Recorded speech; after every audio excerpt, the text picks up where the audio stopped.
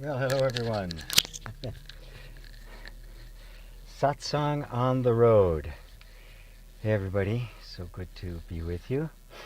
I was actually getting set up in the park, and the temperature dropped as I was sitting there, and I actually started shivering. It was actually getting so cold, and so I just kind of moved it over here to my car till I can, find a permanent home for my for all of my stuff. It's so nice to be mobile. It's pretty funny. I'm doing my radio show from the car as well. They've actually predicted snow here, like where I am in San Jose, up to 10 inches and up to a foot and a half by my home. So it's so good to be with you all. So let's just forget about the environment and kind of settle in to the purpose and intention of satsang. I'm assuming you can all hear me quite well. I think the mic is working. We are uh, we are connected with everything. Very good, very good.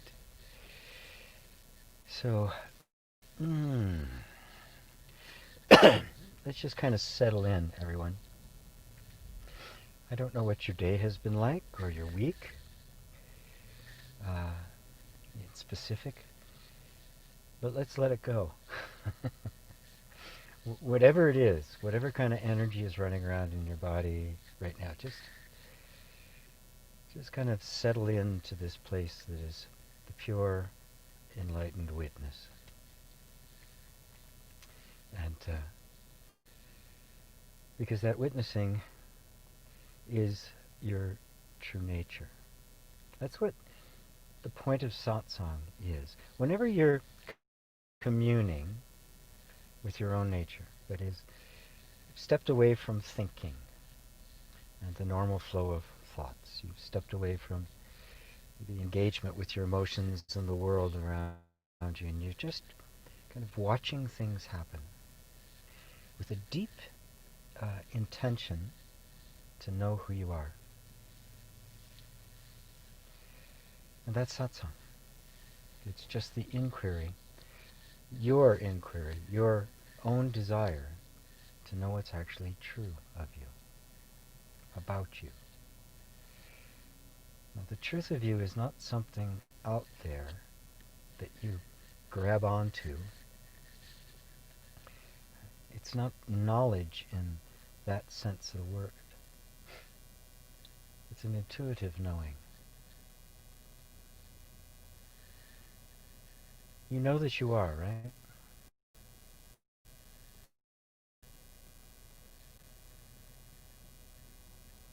Just be with that feeling for a moment of just simply knowing that you are.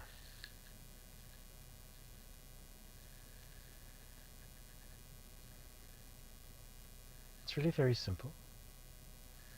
And notice that it's not the kind of thing you have to think about. Nobody needs to confirm it for you. It's self-validating. Now just ponder the question, is it is it even possible for you to not be? Can that which is ever become that which is not?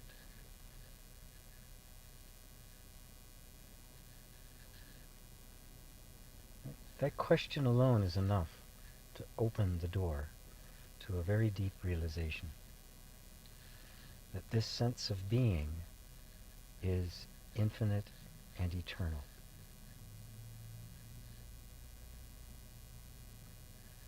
It has no limits, it has no boundaries. It can't ever become not being. Forget about what it is, forget about who it is, forget about even the desire for enlightenment or self-realization, and just be. And that sense of being is of no interest to the mind, by the way, because there's nothing there to focus on. It's kind of like a black hole, right? Entire galaxies spin around a black hole, yet it itself cannot be perceived.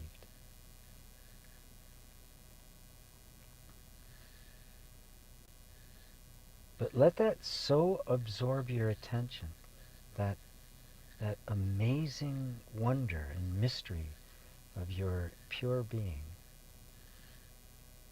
that it totally absorbs your attention.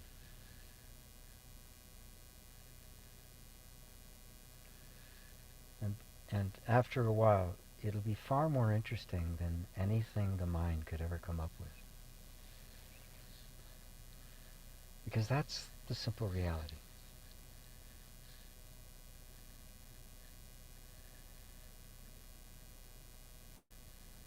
That is the truth. That is the I am. And it can never become I am not.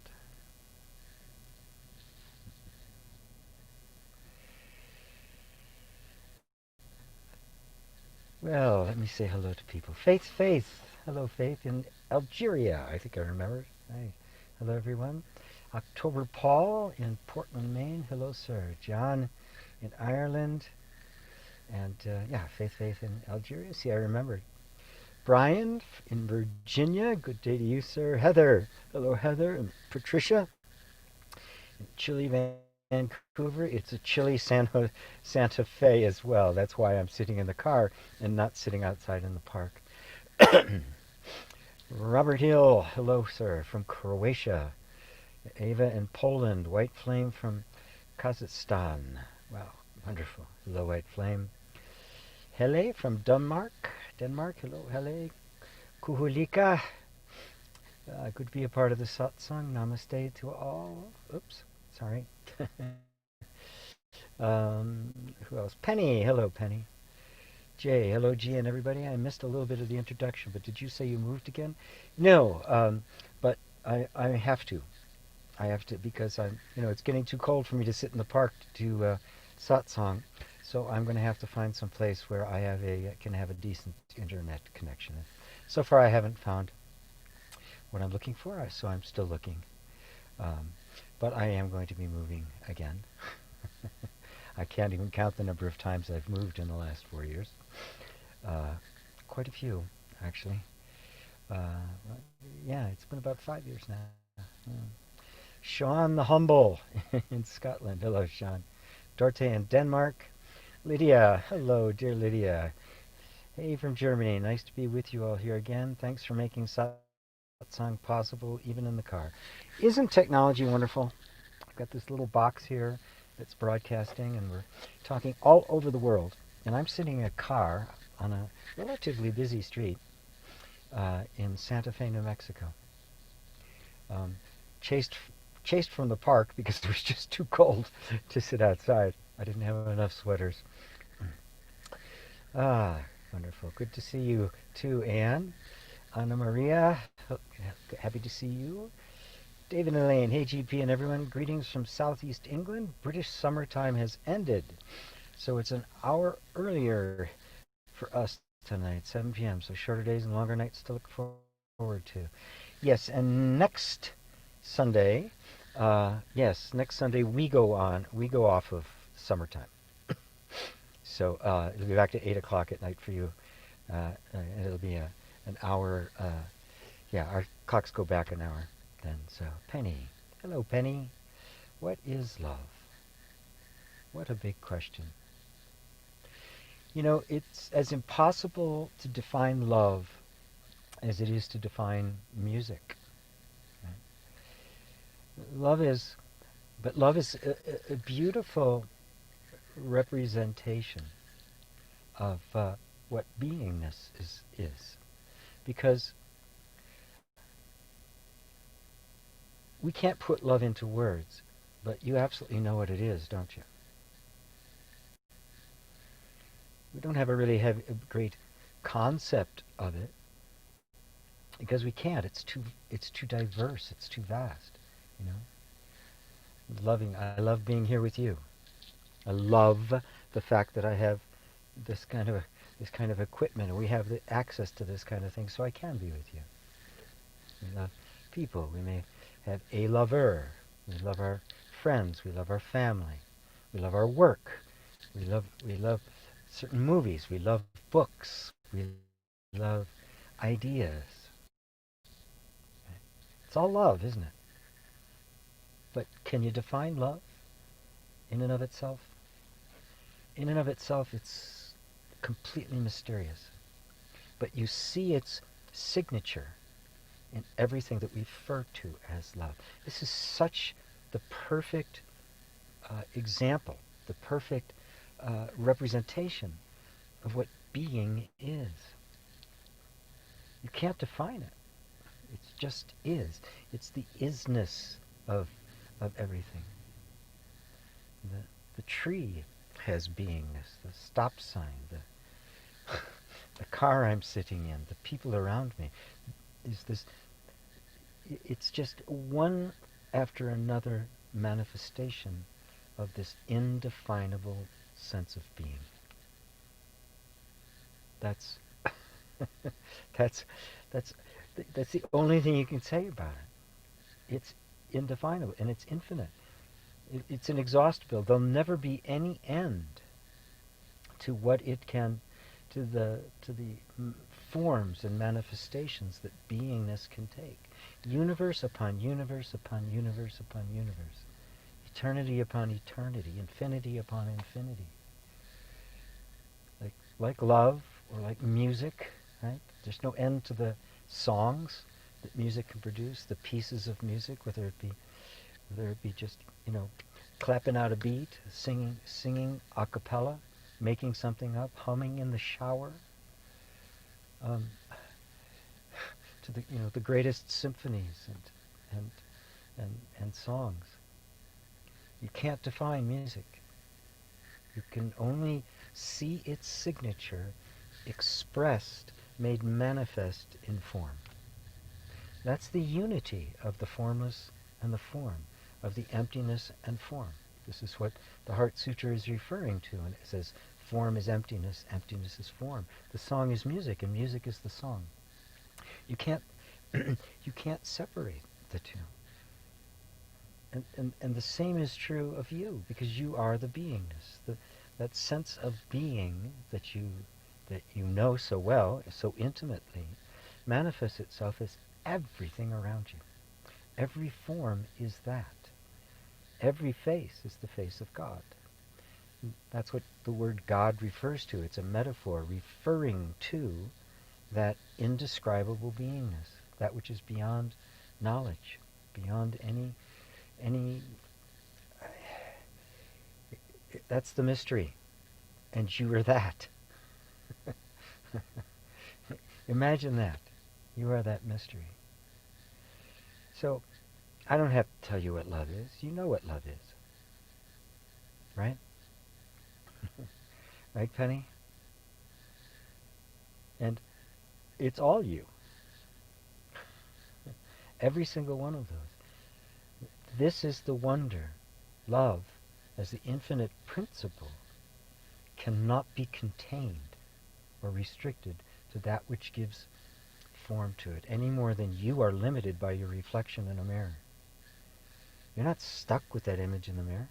Oh no. It's constantly changing. You can change your clothes, you can change your position, you can change your face, you can change your expression. You're not stuck. You're not contained. And the body-mind is the manifestation of your beingness.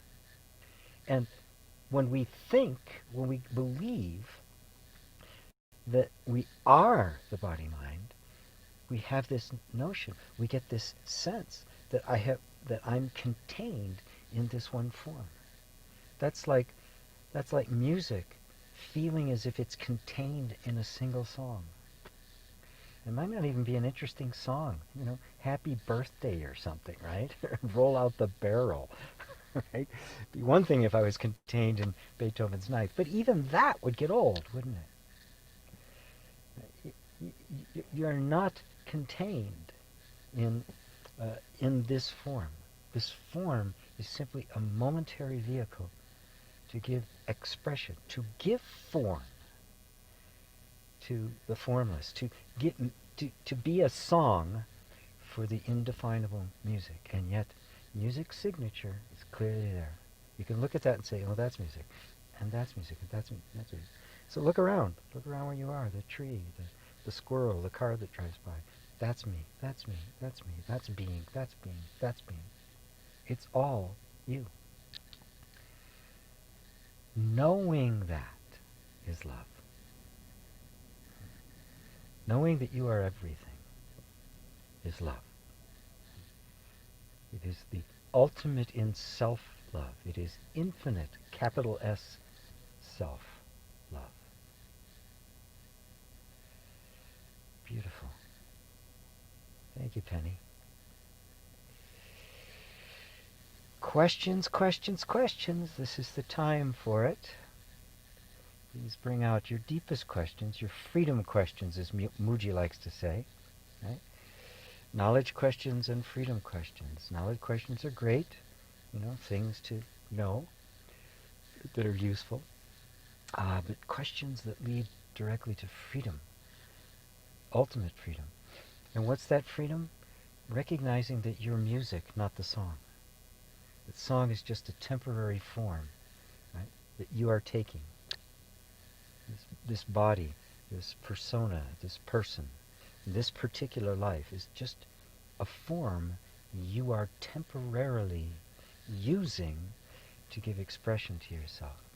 But you are the indefinable, unknowable, and really unexpressible. So Nazrin, hello Nazrin. Nazrin in Ireland.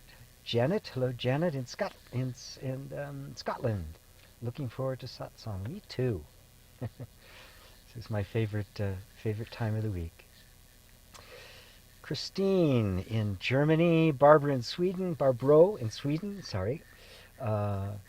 Faith, we love being with you too. Green hearts. It's a Boho Gofu al Hijasi. I'm sure I said that terribly. I apologize, but I'm trying. Ursula in Madeira Island, Portugal. Hello to you. David and Elaine, we very much enjoyed and appreciated your first 2 radio shows on replay whilst enjoying our early morning coffee over the weekend. We realized that, as with Satsang, we never tire with the invitation to reflect on and know the reality of our true nature. It's always fresh and refreshing, and it's like hearing it for the first time, which I guess we are. Many thanks. Ah, beautiful. Yeah, we are. We're always. It's like I was saying, using the example of love and that which manifests love, or music and the song. We never get tired, do we? We may get tired of a song, but we never get tired of music. We may get tired of a certain book, right? And so we don't love it as much as we did. We still appreciate it, but we never stop loving books and insights or a great story, right? So it is always fresh, but the it's undefinable. What is the it? If we could define it, there would be an end to the universe. There would be an end to eternity. There would be no eternity. There'd be no kingdom of heaven. And so I'm glad you're liking the radio show. It's kind of non-duality in the back door. And I've really enjoyed doing it. And I'm really happy that I found Lisa, who brings just this innocent freshness. It's not like she never even heard the term non-duality before meeting me, and just became completely interested and curious about it. So it's like the perfect person for a radio show, as opposed to satsang, to keep it more lighter and accessible to everybody. because non-duality isn't nearly as arcane as people think it is. It's just seeing the the substance and not just the shadow. See that the world is a shadow of true substance. It is just an image of something of another dimension, a deeper dimension, the zeroth dimension, not the eighth dimension or the fifth dimensional beings and things like that. It's dimensionless. It's a manifestation of that which is completely dimensionless. It cannot be conceived. That's the that's the wonder of it, of you, of this being, of this pure sense of being that we all share. Because the sense of being you're feeling and the sense of being I'm feeling is the same one. Right? It's like we're both listening to two different songs. We're both listening to music, aren't we? Different form, the same in essence. A different shadow, the same substance. So yeah, we are always hearing for the first time. Because truth never utters itself the same way twice. That's one of the problems with books, right? That's why books wear out, but the truth doesn't. So, thank you, David and Elaine. So good to see you guys. Glad I'm joining you on your weekend breakfast. Hello, Sue A. So good to see you too. Penny, thank you so much, GP. Yes, love is free. Yep, free. Absolutely free. Laura Ward from Bristol, England. Hello to you. Robert Hill. Hi, G. Did consciousness want to know form? And this is Adam's apple. Heaven was prior to that oneness. Heaven was prior to that oneness and non-duality. So when we work out karma, we may return to heaven. Yes. But it's not like consciousness was sitting there thinking, how do I experience anything? Because even those thoughts are a form, aren't they? So consciousness, in its essence, is totally formless. Even the thought of form is form. Right? So even the thought in the mind of God is reality. Not God thinking about what she's going to do.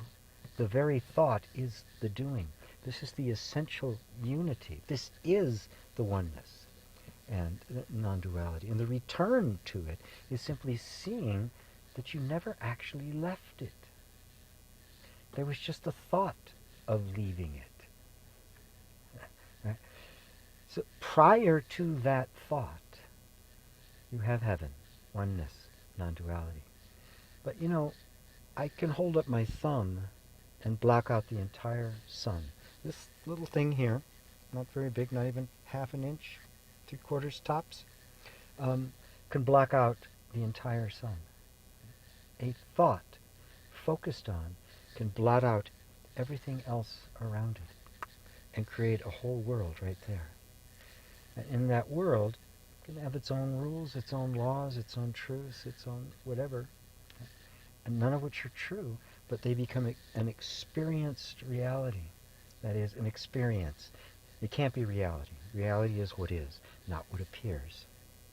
But in this appearance, you've created a universe. Now that's the only way a universe can be created. Right? It's within that the universe exists. And then you open up the view once again.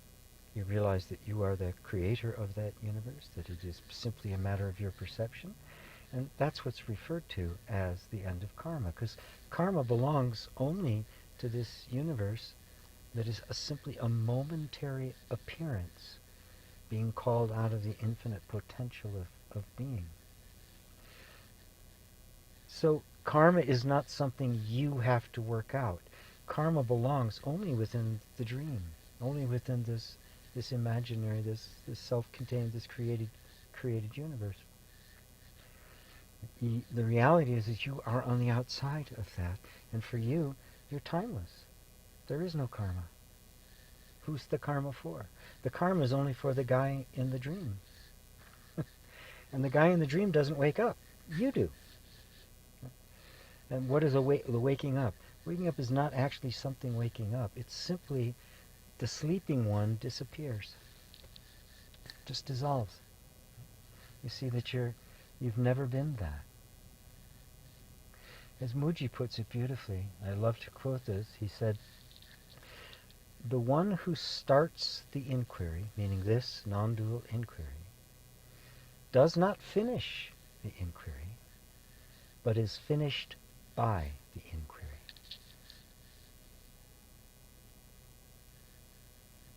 And you follow that. As Ramana Maharshi put it, the I removes the I and yet remains the I. The true awakening is a seeing that you've never been asleep. That the sleeping one has been the image, the picture, the universe. And in that sleeping one is the entire picture. The entire universe. The history of the world, the Big Bang on. All in that sleeping one. But the perceiving one has never been asleep. Has never been stuck. Has never been contained. That is the ultimate liberation. Where in the liberation, even the liberating has dissolved into emptiness. And there's no one to be liberated, there's no liberation, there's no liberating. You are already that. Ramana Maharshi once said, the biggest obstacle to enlightenment is the belief that you're not.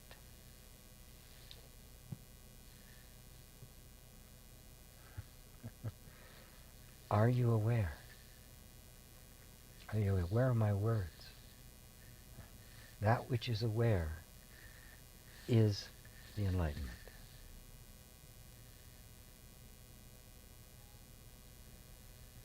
Does that help you, Robert?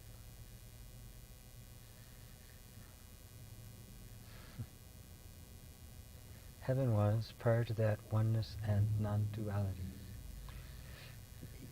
Yes, but don't think of it in terms of time. Oneness is not something we return to. Oneness is seen as the theme that is playing itself out and manifesting itself constantly. Like music, perpetually creating yet another song, all of which expresses the nature of music, so that the diversity and variance and novelty all manifest the oneness.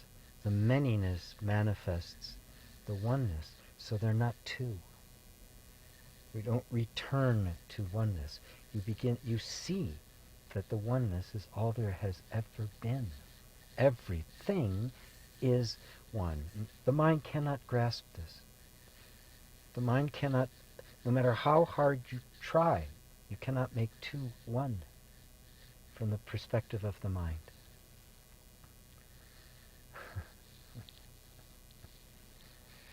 It is, there aren't two.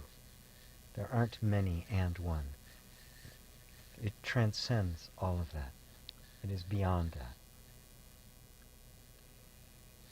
How's that for you, Robert? Nazarene, what is out-of-body out-of-body experience? Well, it's an experience, right? We believe ourselves to be contained within the body, and then we'll have a moment when it feels like we have left the body. Right? Now, that simply means you're having a different experience, right? You're not having an experience of the body now. But is there not a you that is still viewing from a particular perspective? Who's that you?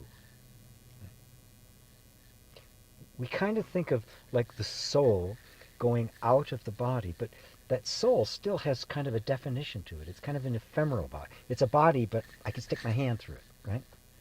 It's more translucent or transparent and permeable and the like. But I bring everybody's attention back to the experience. Whether you experience in a body or out of body, it's still an experience being had by you. The truth is, you've never been in a body. The body is an image in the mind. And we have believed that the experience of me stops at the skin, so then there's an inside experience, and then there's this outside world. Right? But look closely. Look very closely and see if you can conclusively say what I am experiencing exists independently from my perception of it. That there's something out there that I am perceiving in here. See if you can find any concrete evidence that that is so. If you look, and I mean really look, you can't. It is impossible to step outside of your perceiving to perceive the thing being perceived and you perceiving and say, oh look, they're two different things. The perception that you're having is completely within consciousness, and there is a belief that I am contained in this body and that there's this world out there. The body and the world and the entire universe are but an image in your mind. And so there is no out there. So there's no out-of-body experience. You have to be in the body in order to get out of it. You've never been in a body. There's no out for you. There's no in or out. Consciousness is dimensionless. It conceives dimensions. It can perceive worlds. It can dream universes. But it is not in the dream. The dream is but a picture. So you never actually leave the body because you were never in there in the first place. And the reality is you leave behind the idea that you've ever been a body or contained in one. You're not the body, nor are you a mind stuck in a body or a soul in the body. And when you lose that boundary, you go, oh, I am dimensionless. I am not localized. I am not in space or time. I am just here. And that here is everywhere. Does that answer it for you, Nazrul?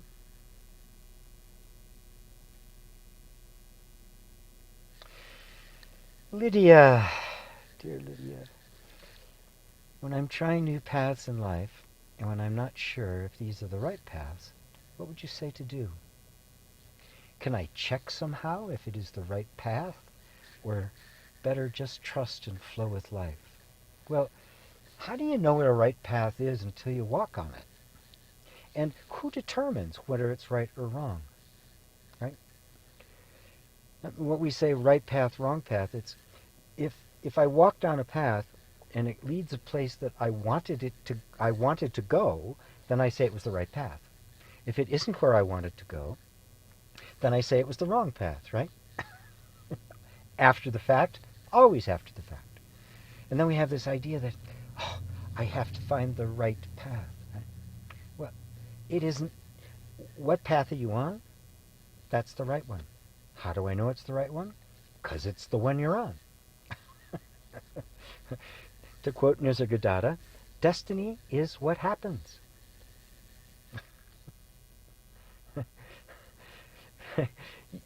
You're not choosing the right path. Right?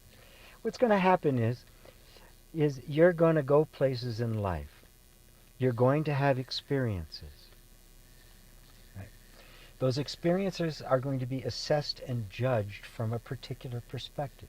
Now, if you don't have a particular position to judge it for, then it is simply what happens, and it's perfect because there's nothing else to compare it to, right? Something can only be imperfect if you compare it to something that you've already determined is perfect. So now you look at right now, and whatever it happens to be happening right now, you compare it to something else, and you say, right path, wrong path, good, bad, oh, made a mistake, didn't make a mistake. Compared to what? If you assess absolutely every single moment without any reference to anything other than this moment, do you have anything other than perfection?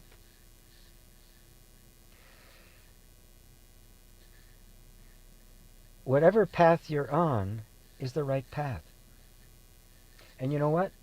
The path you're on may not be the path you think you're on. You may have a completely different idea of what path you are on. But the one you're really on is the right one. It's this one. And there's only one path, the path home, the path to reality, the path to awakening, the path to self-realization.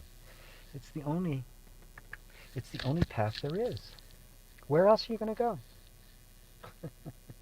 Where can you go other than here?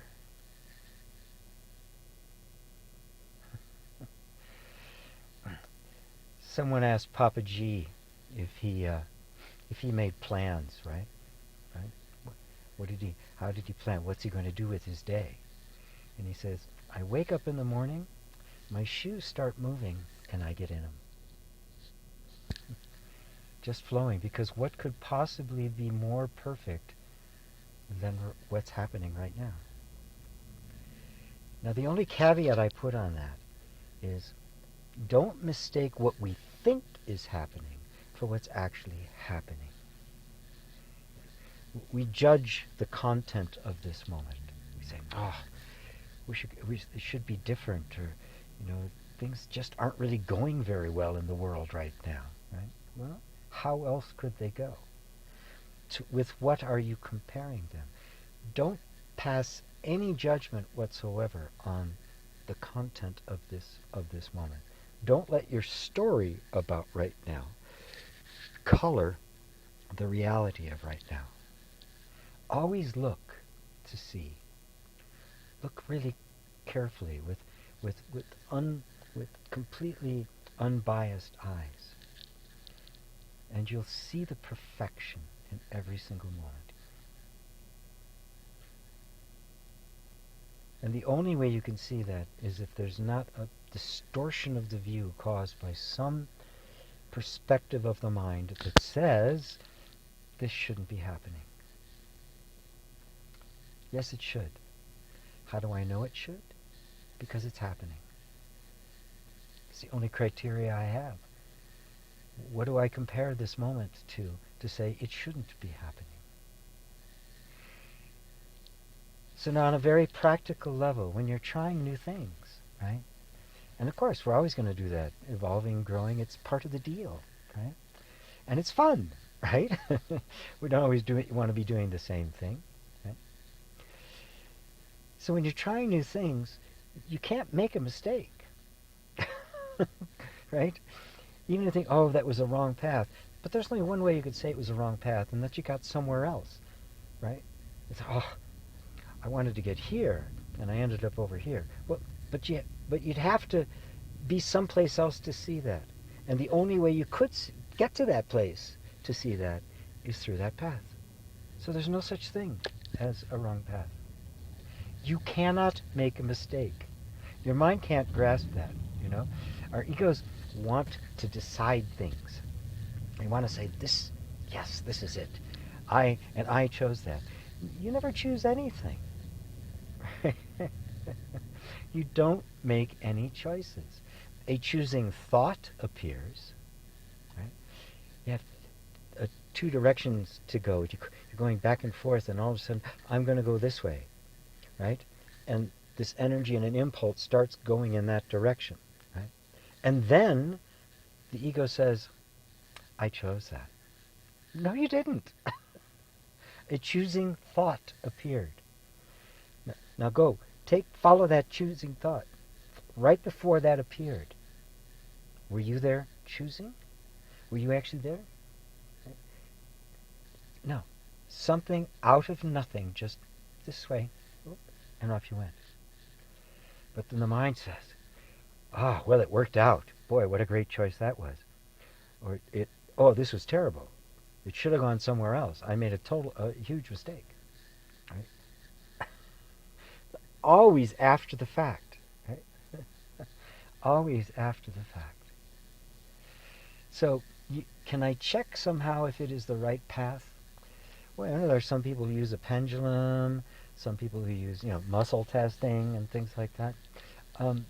You might as well just flow with life because that's all there is. You might as well trust because it's going to happen whether you trust or not. You're going to try to deliver it whether it's the right path, but that's not what's moving life. The decisions of our minds is not what's moving life.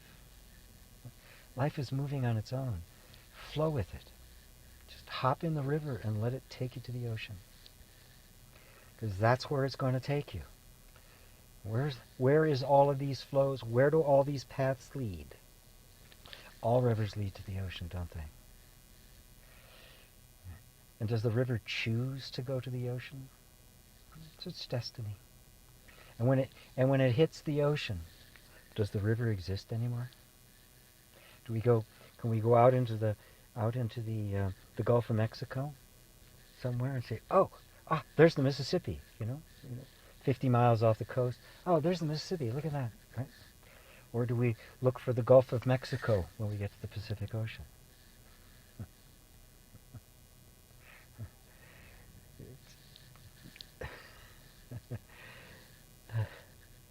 You can't help but be living exactly the way you were intended to. Destiny is what happens. So you might as well you don't even have to trust. I recommend you go beyond trust. Oh, it's going to be okay. It's going to be okay. Trust is irrelevant. It is absolutely perfect. You're not flowing with life. You are life. You are that flow. And the beholder of that flow. Does that help, Lydia? Beautiful question. Thank you. Let me know if that's helping you. Wonderful, wonderful, wonderful. Patricia. Thank you, David and Elaine. It's like hearing it for the first time. I love to be in this wonder space. There's more than enough room for all of us to just be. True freedom, yes? Yes. True freedom. David and Elaine, thank you, Patricia. So lovely to be sharing this space with you. Isn't it great? It really is great that we have this opportunity. This is really unprecedented in human history when you think about it, right? I'm sitting in this car. A car is a miracle enough, right? Remember when we had to walk everywhere, right? It would have taken me like 3 days to get to town here, and now I'm half an hour, parking, having a burrito and an almond milk latte, and talking to people all over the world. It's pretty amazing. But why did this technology happen? So that this can happen. So that a conversation like this could take place. This is why the internet was invented. Believe me, it wasn't to sell more stuff. Or people that post pictures of their meals last night, or I hate this politician, I love this politician. all of that dialogue or to make money off of eyeballs. It was created so that this would be spread upon the earth. Robert said, thanks for explaining, G. I got hearts and faces from Patricia. You're welcome, Robert. Nazareth, I've been intensely experiencing love and connection. Then my heart closes and ego kicks in. I feel resistance toward this experience. Now I feel that even this is part of the process of allowing. Oh, Nazareth, you just made my day. Yes, yes. The heart closes down, the ego kicks in again, and you see this struggle going back and forth. You feel all the resistance. Now, if you go into that, I got to get my heart open, I've got to get rid of the ego, and I've got to overcome this resistance, you're in the fight. But even this is part of it. Of course, it's got to be this. It's got to be yin yang. It's got to be up down. You have to have this contrast or there is no form. There's no experience at all. Now I feel that even this is part of the process of allowing. Yes, because the allowing is you. Allowing is the nature of consciousness. Does consciousness refuse to experience the heart closing and the ego kicking in? Or is it passively witnessing the very same thing? Can the heart close and the ego kick in without consciousness there to perceive it? So the consciousness that perceives the openness, the expansiveness, the spaciousness, and the love, and then experiences the ego, the resistance, the closing, the constriction, is that experiencing, that perceiver, is it the least bit affected by any of that? Is it not still there, whether it's on the high note or the low note? That's you. That's the real you. And the more that's seen, the less concern there is about the fluctuation, and you stabilize, you become established in the place that is transcendent of all experience. It no longer has a preference for one experience over another. That is freedom. That is the ultimate final freedom. That's the absolute. Yes. What a beautiful and powerful insight. Yeah. It's not about the bliss. Don't get caught in the high. Oh, so wonderful. Yes. Thank you, Nazarene.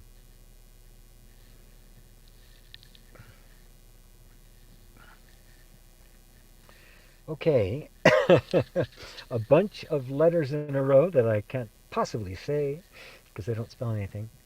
Um, can you answer something about how time works and how we could perceive other possible parallel dimensions, since all moments are one moment and there's an infinite number of things happening?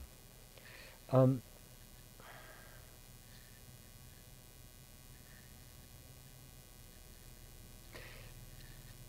there's actually not a whole bunch of other possible parallel dimensions. Matter of fact, there is no dimension at all. In order to say that, you have to put yourself in a particular realm, and then imagine other realms, right? And even go so far as to try to conceptualize all possible things that could be happening in this moment, right? And then that they're happening simultaneously somewhere else. That's not anybody's experience. Right? I'm not saying this is all there is. I'm saying this is just one of a gazillion possibilities, right? But you can't experience a gazillion possibilities. If you experienced all dimensions or perceptions simultaneously, you'd perceive nothing at all, right? I mean, any object, take any object at all, and try to look at it from two perspectives at the same time. If you could, what would you see? Well, it would be very different. And now imagine looking at that object from all perspectives at the same time.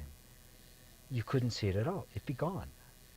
It would just be this emptiness, this flatness. There has to be a distinction in order for anything to have form, in order for any kind of form to appear and thus have any kind of experience. So you can say all moments are one moment. Potentially, anything can happen, but this did. And this is all you need to concern yourself is the experiencing you're having right now. And notice that no matter what experience you have, and let's say you could experience all dimensions simultaneously, where would you be? Wouldn't you still be the same experiencer? And so that experiencer is not in a dimension. It is dimensionless. Consciousness experiences all moments, but experience them simultaneously or over this, or a frame at a time, which we wrongly call time. Right? And I'll answer that other question in a second about time. But it has to be viewed from an unmoving place. There has to be the silent background or the empty space where nothing is perceivable. So pay attention to that which is perceiving, that is perceiving even dimensions, and the possibility of other dimensions and imaginary dimensions and any of it. What's perceiving that? No matter what appears in front of it, it perceives it, which means it is beyond all dimensions, all opposites. It is transcendent of anything we can possibly imagine. It is that consciousness of that itself has no dimensions whatsoever. And so time, we think of time as a river, but time is a concept. It's not real. It's an imaginary measurement we made up because of memory. This and then that, and they appear to happen in a sequence. So space is the relative distance between two objects. Time is the relative distance between two events. But your experience is always unmoving. It is events appearing and disappearing constantly in front of you. What we call time, right, is the projection of a continuity and a cause and effect upon that which is spontaneously appearing. You know, when you're watching a movie, there's a film, whether it be digital or analog, there's a frame of a picture, moving pictures, which means simply a picture that's been taken that measures slight movements, and it's going by so fast. Regular film 30 frames a second, and digital film 60 frames a second. Anything above 15 frames a second, and the eye registers it as continuous motion, even though it isn't.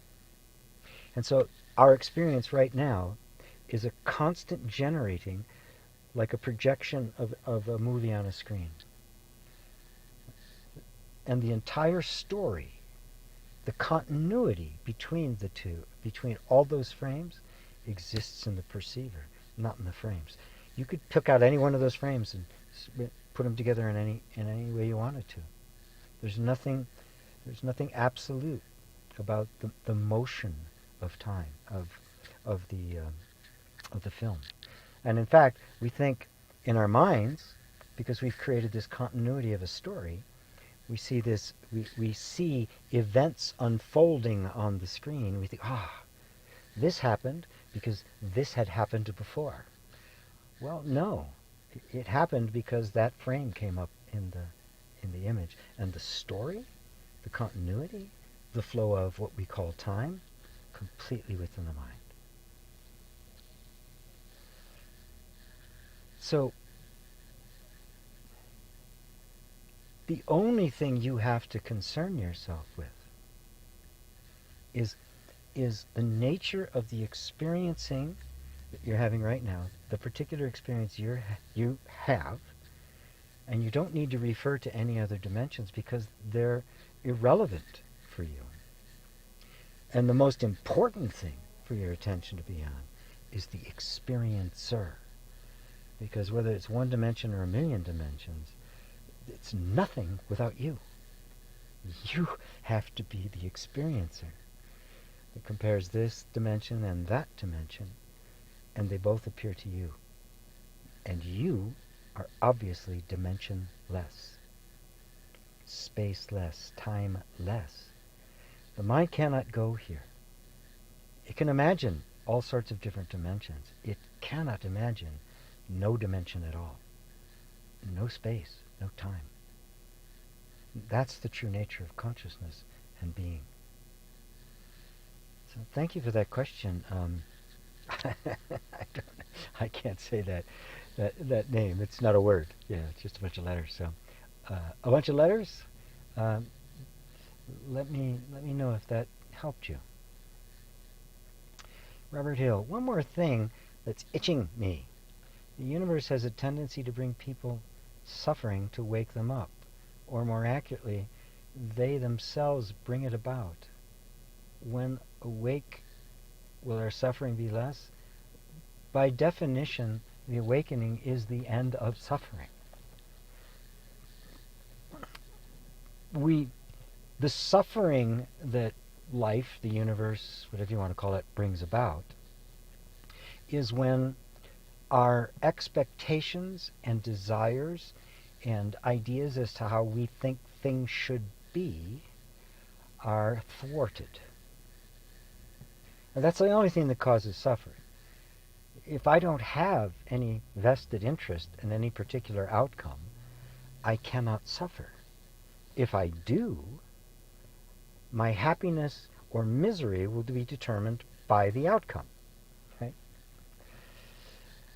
And now, because my suffering or my happiness is determined by the external circumstances, my suffering is total, actually. Right? The suffering is the sense of this relationship between myself and events.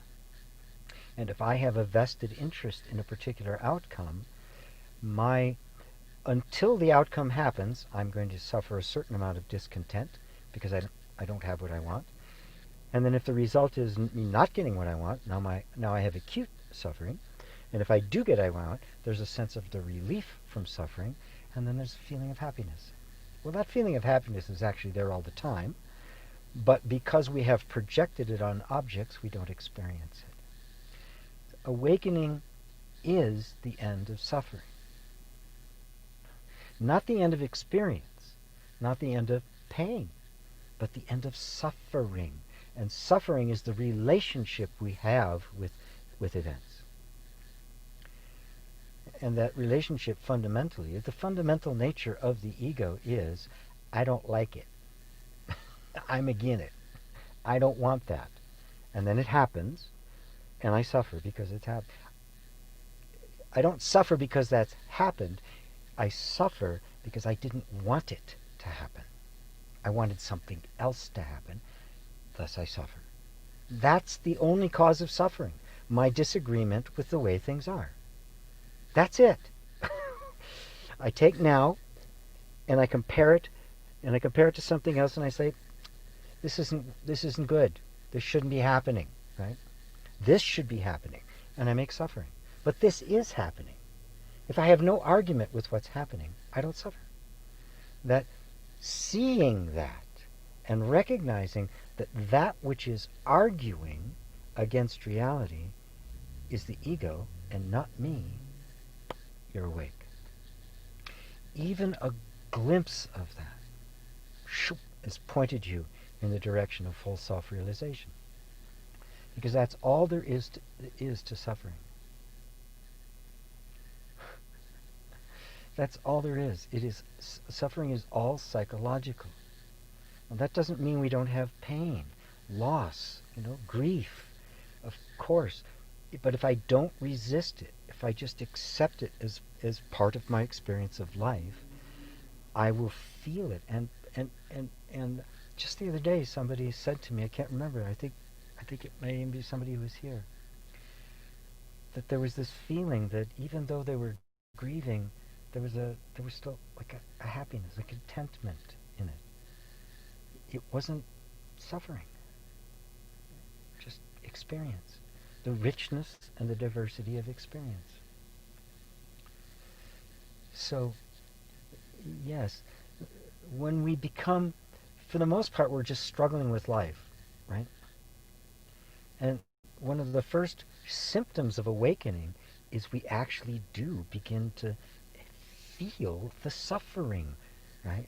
We just begin to feel our own resistance. We begin to feel, we begin aware of all the energy we've invested in trying to make things happen the way we want them to. And we become aware of the feelings, the sensation, and the suffering. That's what it means, that it brings you suffering. It's always just bringing. Life doesn't bring you suffering. It's just bringing you life. Life is just happening, right? We resist it. We don't like it. But then we become aware that we're resisting it and not liking it. That's awakening. The suffering then may even actually be a bit more intense in the beginning. But eventually it'll all begin to fade because there'll be less and less resistance to life. Life will just flow, and thus suffering falls away. That's the awakening. Okay, the he without a name, he with just letters in a sequence.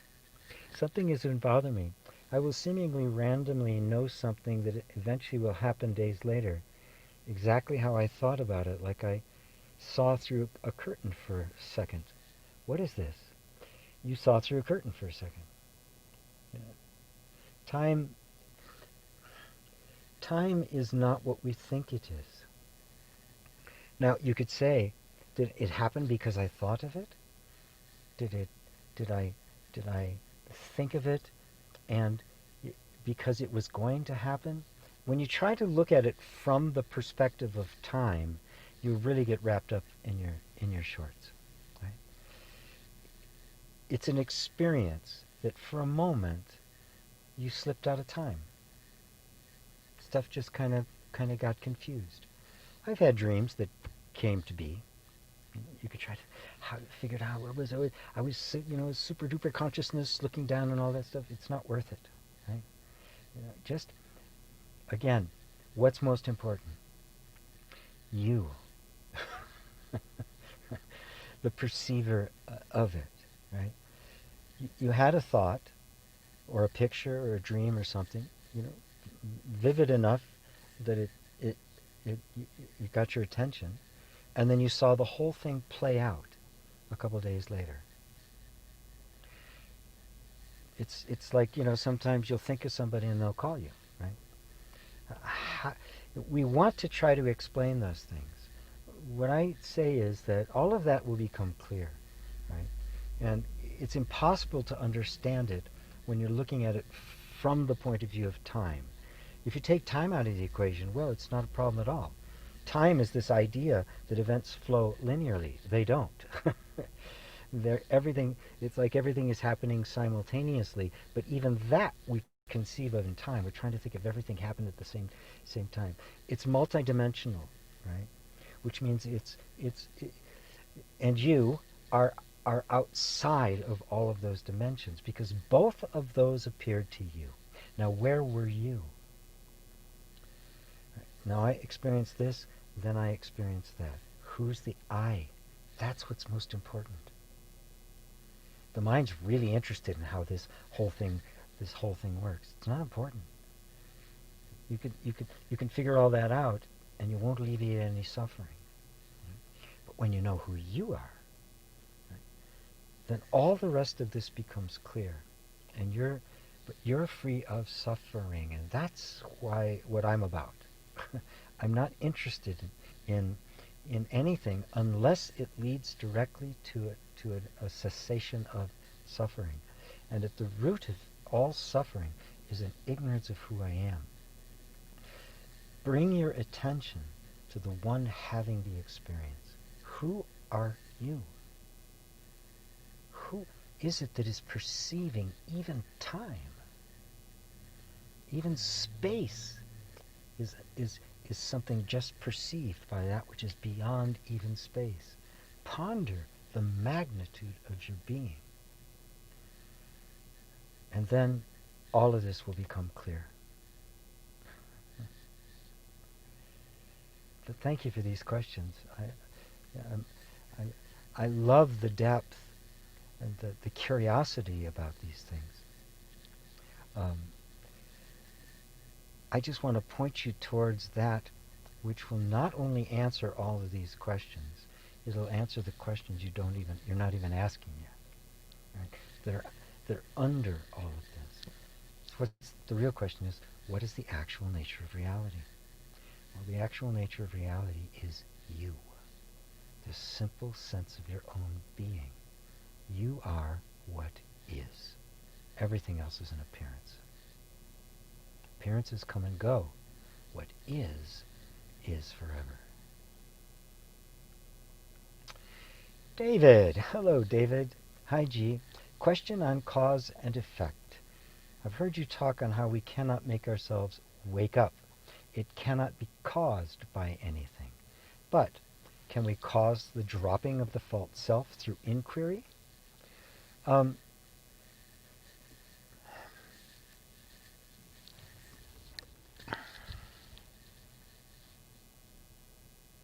Yes. Thus, awakening takes place as an effect, although it cannot be caused directly. Parsing words a little, yes, but it's okay. But questioning the false self seems like a worthwhile endeavor to me. Well, it is. Absolutely, it is. Right?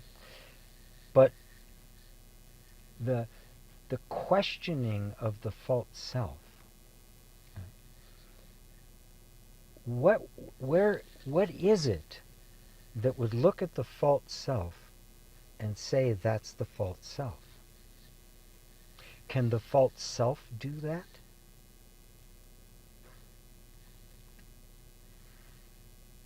So the disappearance of the false self, who does it disappear to?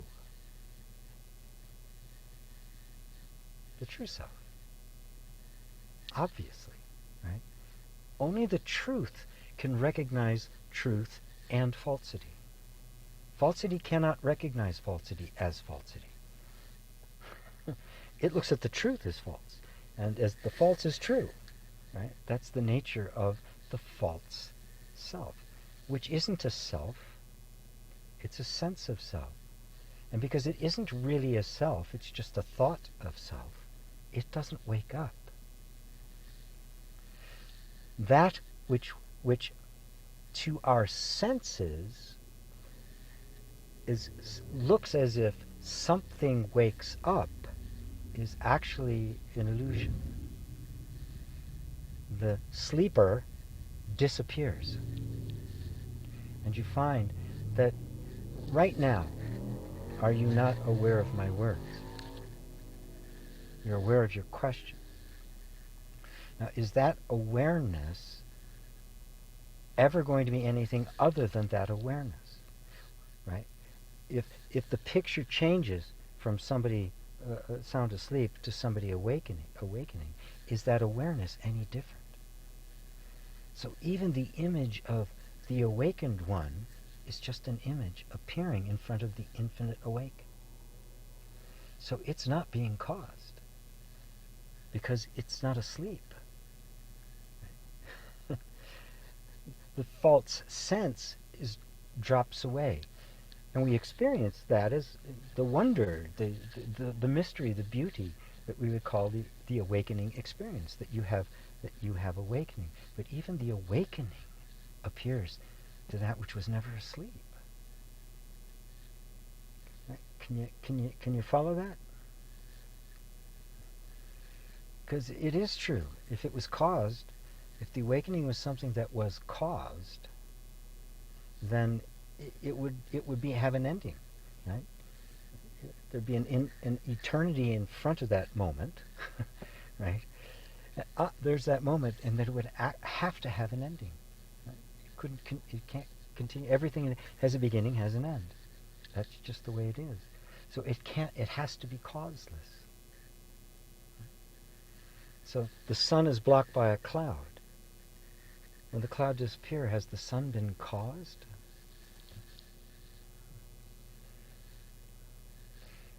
So even I'm rereading your thing here. We can cause the dropping of the false self through inquiry, thus awakening takes place as an effect. So even that impulse to cause the dropping of the false self through inquiring into the nature of that self is itself spontaneously appearing. You're not even doing it, are you? It's just, you didn't choose this one day. I think I'm going to go on the non-dual path to awakening. It happened, right? So did anything cause that, or was it a spontaneous?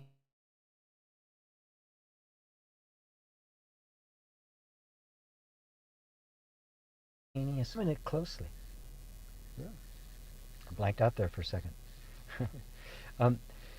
Even the inquiry is happening by itself. Even the inquiry is not caused. Notice it. It's just a direction your attention is being drawn to and falling in love with. Put all your attention on that which is perceiving it.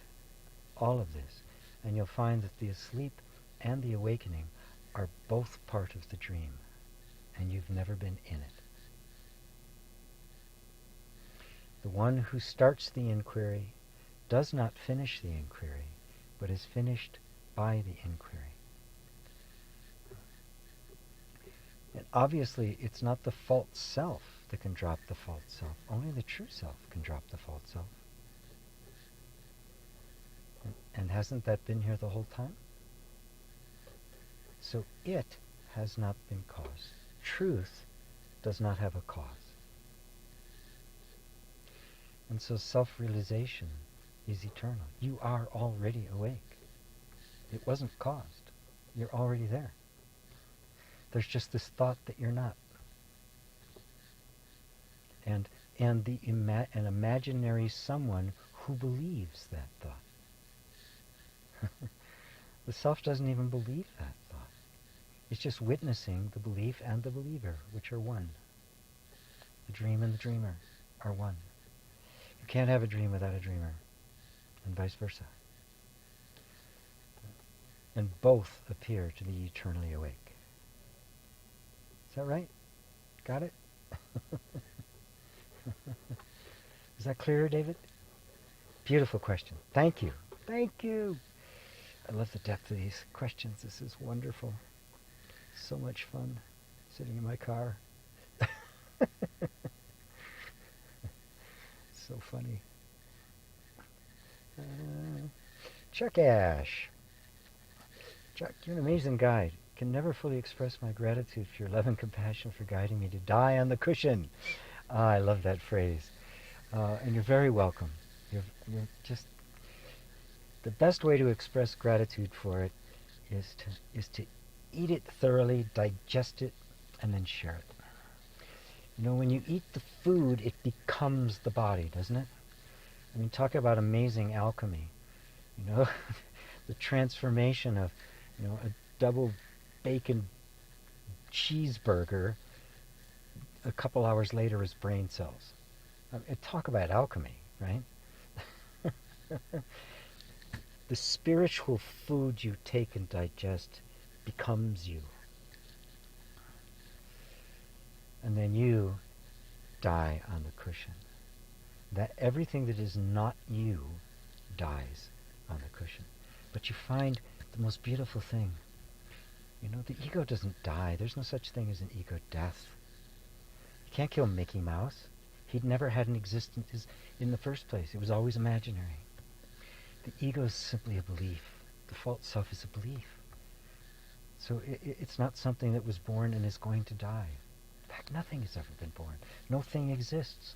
Things are just objects in the mind. There are no things in life. There's only flow. Constant, consistent, perpetual flow. Never for a moment does it ever form a thing. This is the great mystery. Thank you, Chuck. Thank you. Andrew, why does the dream linger?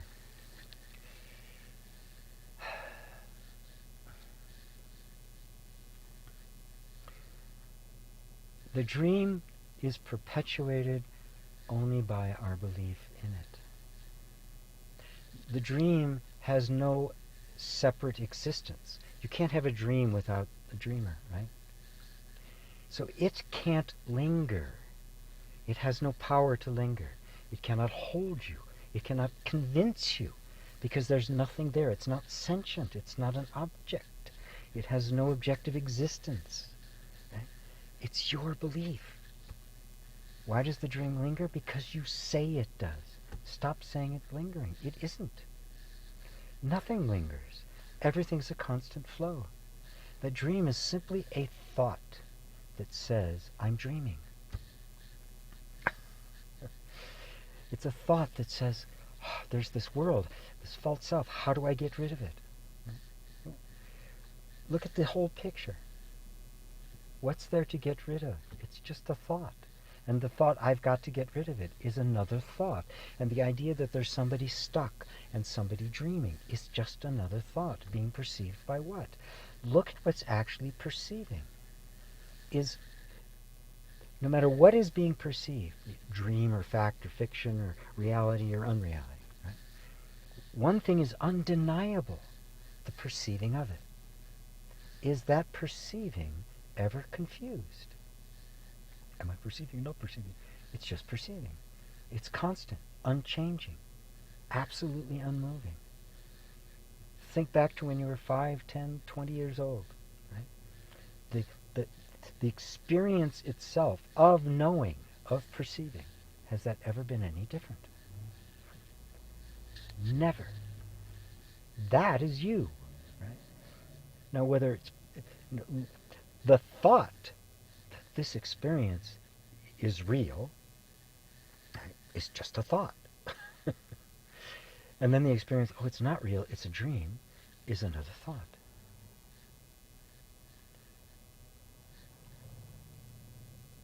The dream lasts only as long as you believe it. Question the reality of the dream. Don't wonder why is it still here, right? It's still here simply because there's still a belief in it. The thought that there's still a dream here is there, and it's got a believer. Completely withdraw into the pure place of perceiving. And you'll see that that perceiving is the awakened one. That is the Buddha. That's your true nature. Your true nature is pure consciousness, conscious awareness, self-aware being. But that self-awareness is not a thought of a person. It is that which perceives all thought. That is the self. That is you. Is that helpful, Andrew?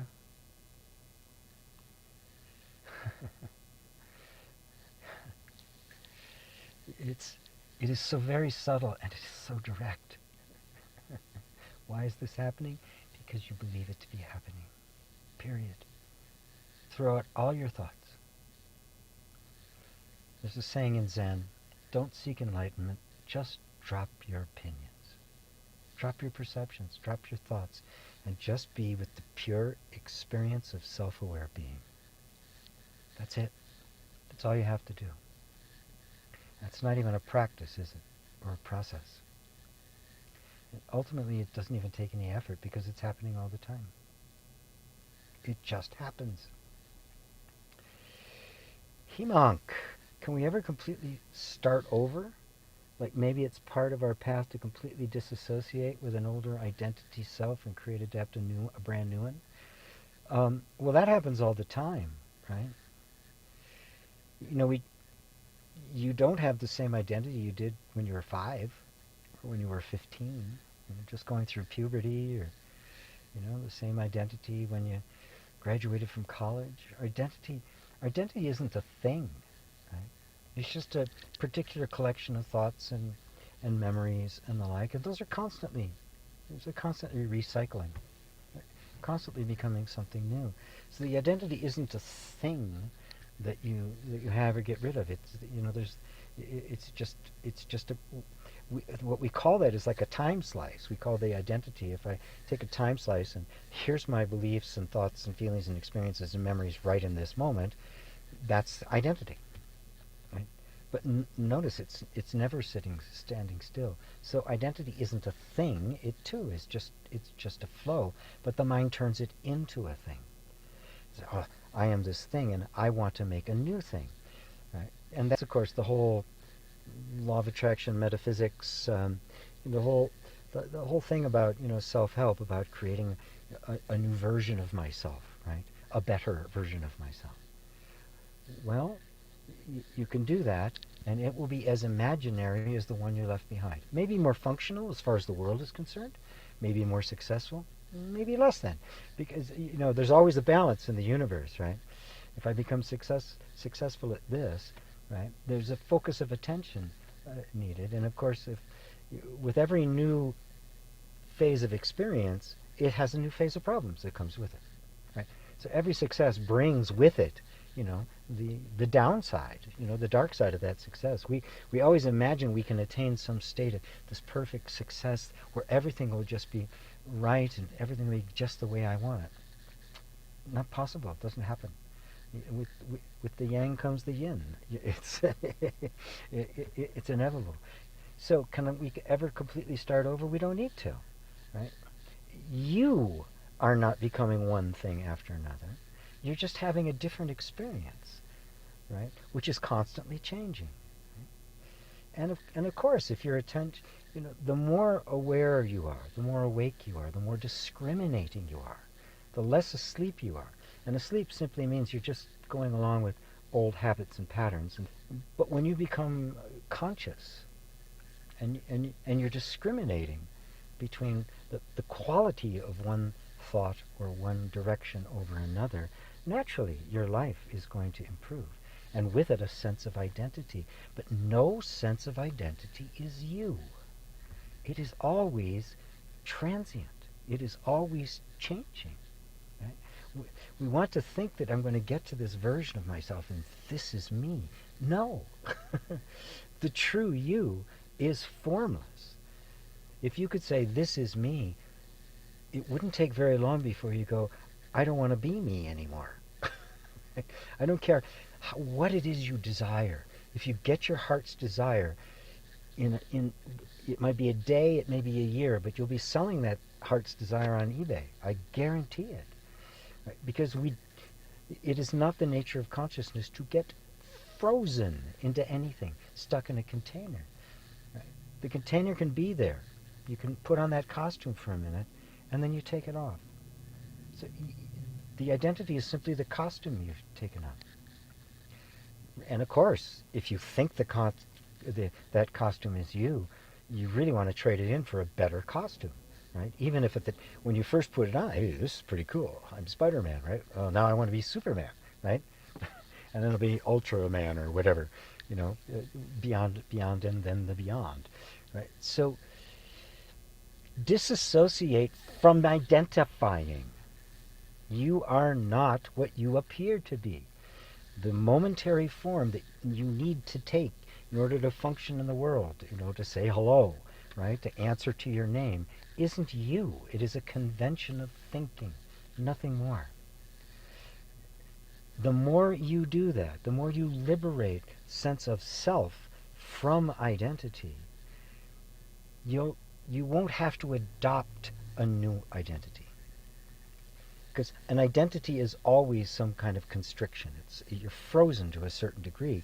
And that identity, it'll work in some places.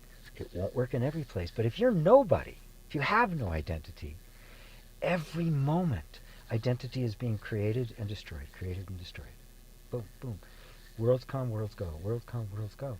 And that means that no matter what circumstance you're in, because you're there without any agenda, you're not frozen. In that moment, whatever identity, which is a particular combination of, thoughts and feelings and the like, will appear, and it will be the perfect one for that environment.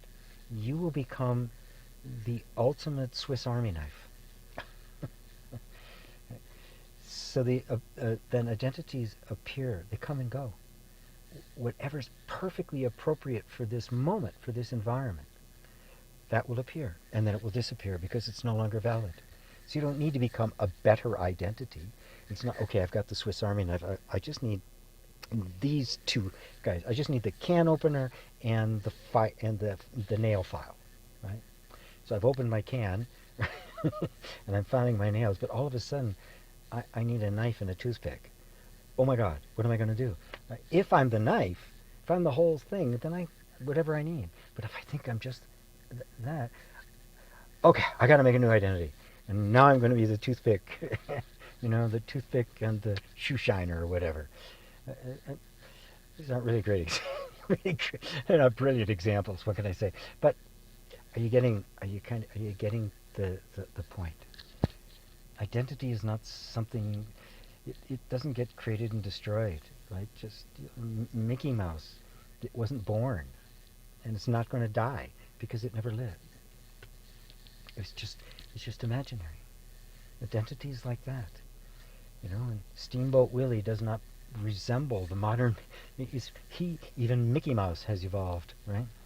Wasn't even called Mickey Mouse at first. Does that help, Hemunk? Does that help everybody? You are identityless. You can't be known. You're music. You're not the song. Identity is the song. Music is never stuck in a song.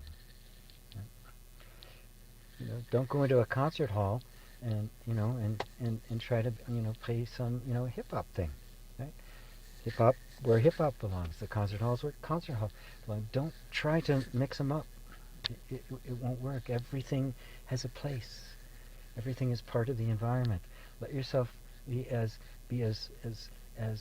formless as like water. You're just going to take the shape of the container for the moment, and then when you leave that container, you're back to being formless. Lydia, haha, destiny is what happens. I totally understand what you mean. Feeling excited to let my feet walk now, and let me be surprised from life. Thank you, GP. Helped a lot. Touched my heart. Beautiful. Yeah, isn't that great? Destiny is what happens. I mean, it's like, duh. We like to think back and go, oh, this was destiny. Like there's this God out there somewhere planning every little step along the way. And then we try to take that idea, this destiny, and then go, yeah, but I have free will. And we try to, you can't. The mind can't make sense of any of this. There's this spontaneous unfolding of things. God plays jazz. He's not reading sheet music, right? He's improvising. She's improvising, whichever way you like. Thank you, Lydia. Tatiana. Hello, everyone. Better late than never. Yes, indeed. Yes, indeed. It's so good to have you here, Tatiana. faith, I feel less and less identified with the body-mind. However, I still have two desires. They are strong, and they made me bitter about life.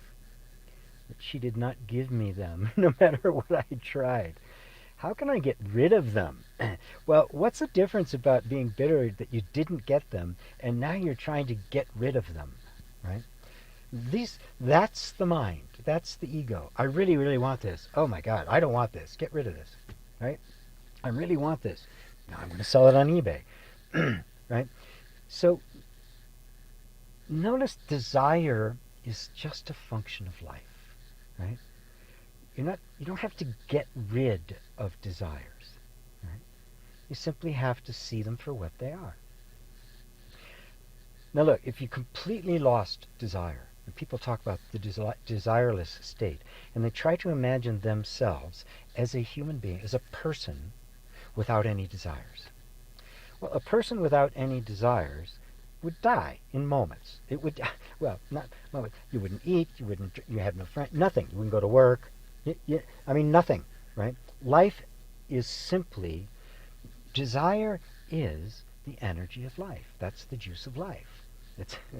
I like to call it the nymph, right?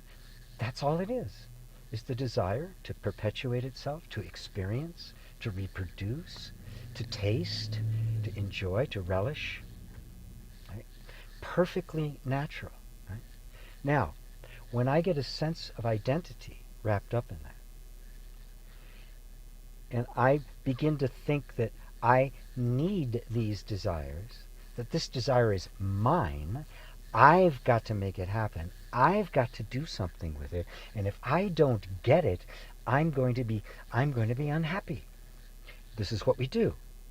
We project on the desire, which is simply a functioning of life, some kind of personal vested interest in it, and then say, I've either got to get this desire or I'm going to be unhappy. I'll be really happy if I get it. And so now the sense of I has attached itself to an external event, projected happiness onto that event, is unhappy the entire time until it gets it, and now I have permission to be happy. And if it doesn't get it, it goes to the other side and says, I got to get rid of this desire. Right? You don't have to get rid of the desire. You can't get rid of the desire. Can you make yourself not be hungry? Later on today, when the body needs food, can you make yourself not be hungry, not feel hunger? Can you make yourself not blink? Can you make your hair stop growing? Do you need to? No. You have to simply see that this is the functioning of life and that you are the consciousness that is aware of life. You are not the body. You are not your desires. You are simply aware of the desires. A desire arises, and then what appears in the nervous system is a sense of I, taking possession of that desire, and now projecting things on that desire, and creating a relationship with that desire. And that entire thing is being witnessed by something which is completely free of desire. It was there before the desire arose, and the sense of identity arising to take possession of that. It was there before it. It watched all of that happen. And when they all fall away, right, the desire falls away, or this whole drama keeps going, and either it gets fulfilled or eventually loses interest, it'll fall away. The same conscious awareness will be witnessing them. Coming, enduring, leaving. Now, which one of those is you? Are you the perceived, or are you the perceiver?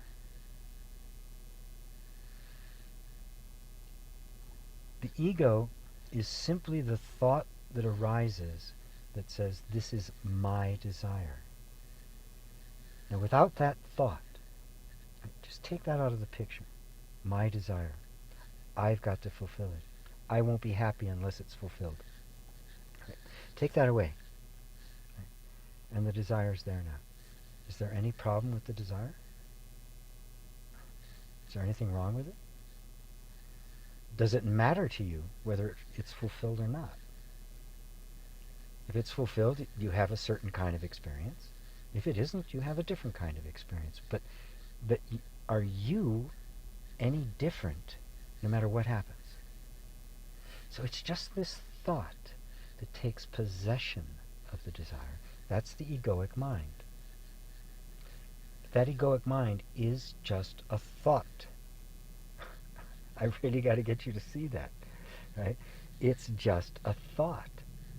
There's not actually anything there. What is perceiving that thought? And if that thought never occurred to you, would that desire be anything other than just an experience? Neutral. Right? The ego always assumes that there's something it has to get in order to be full, complete, and happy. And that thought is always false. You need nothing to be happy. You need all sorts of things to be miserable. So you say, I feel less and less identified with the body-mind. Good. But even the sense of identification, notice that you, the consciousness, were aware of even the sense of being identified. So the true I wasn't identified, ever. Identification was simply an appearing to that which was never identified. So that's going less and less. Yes, that cloud is dissipating, so it feels like I am less identified, right? And that just means there's less dominance of that thought, but the fact of the matter is consciousness was never identified with it in the first place. Identification is itself something that appeared.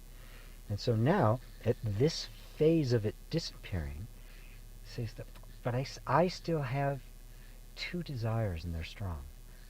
Now, who's that I that has those desires? Right? The desires can be there, right? But that I that says, I have those desires, is that not being witnessed by something else?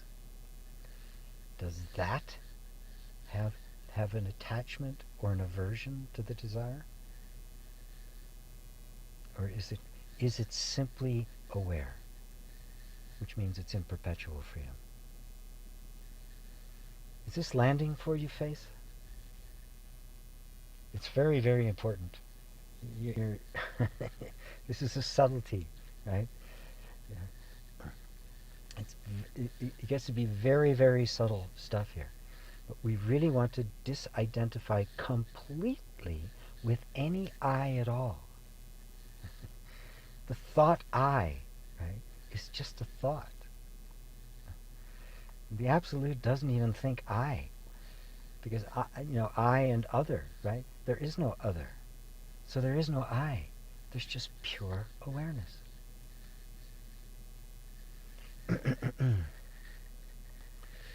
Penny, thank you, Nazrin, for sharing such a beautiful insight.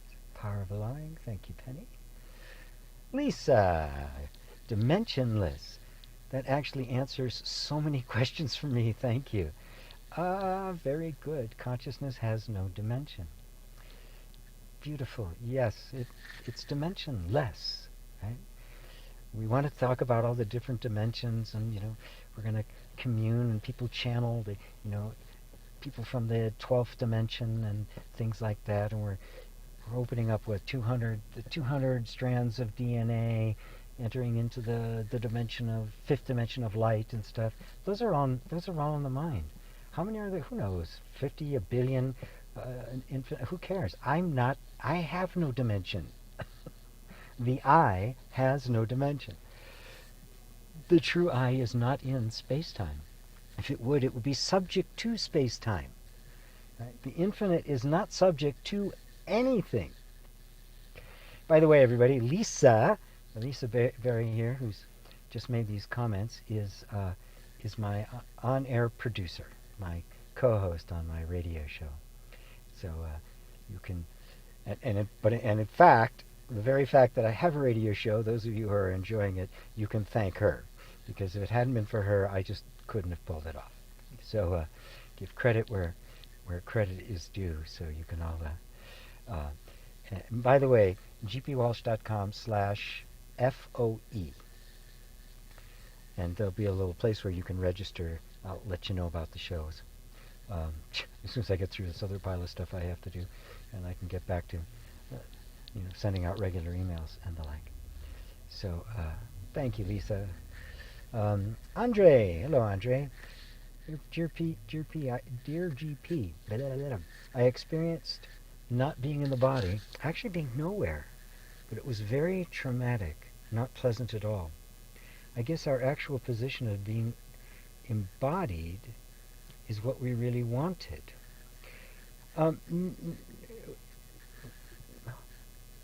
Slow down.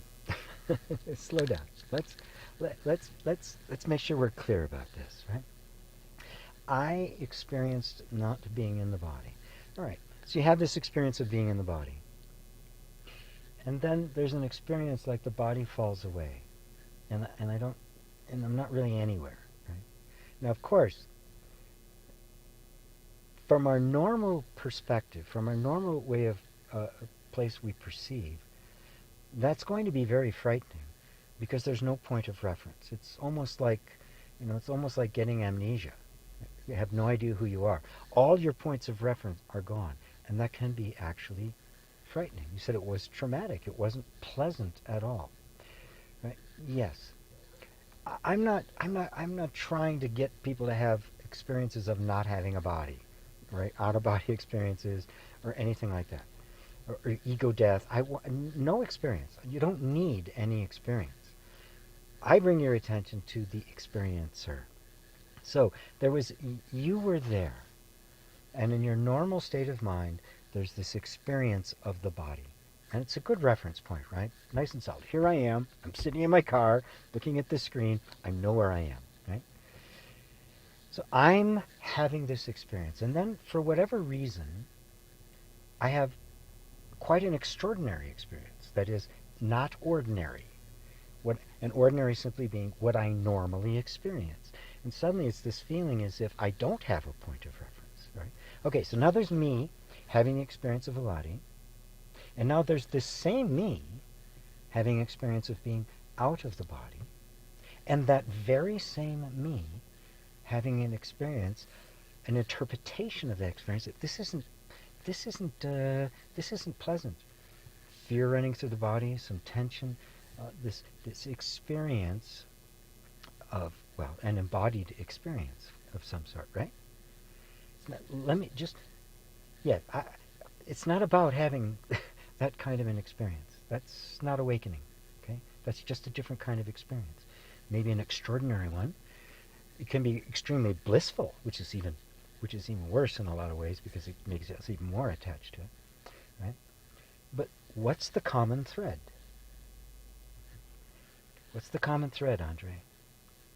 You, the experiencer. I want to bring your attention to you having an experience without regard to what the actual experience is. Notice, experience of my normal everyday life, suddenly this extraordinary experience, then another experience of trauma and fear and all sorts of other stuff, unpleasant things, and then that passes away, and I'm still here. That I is what I want you to become interested in. I'm not looking for extraordinary experiences. I'm not looking for out-of-body experience. I'm not looking for talking to angels or demons, right? I'm not looking, heaven's singing and I'm all one with everything. I'm not looking for an experience because every experience comes and goes. What isn't coming and going? What's the one thing in all of those experiences that has not moved? you, my friend. That's you.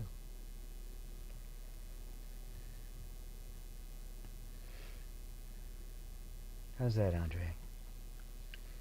Sisvi says, yes, dimensionless, but also has unlimited dimensions in my experience. Yes. You, the dimensionless, has unlimited capacity to experience any kind of dimension. Right? But the experience is always transient. The experiencer is the constant. You are dimensionless. And because you are dimensionless, there is no limit to the dimensions that can be experienced. But this is what's important. Not how many dimensions you can experience, but the experiencer. Can you all see a thread here? I keep pointing back to you, to knowing you, not having a different quality of experience or quantity of experience or different kind of experience, but you, the experiencer, which has never changed. And you are not an experience. The experiencer cannot be experienced. Because if you can experience you, you have to be aloof from it. You're not two, you're one. So that one cannot experience itself. This is the true self-realization. You find that is the immortal. That's the infinite. That's the timeless, spaceless, and dimensionless.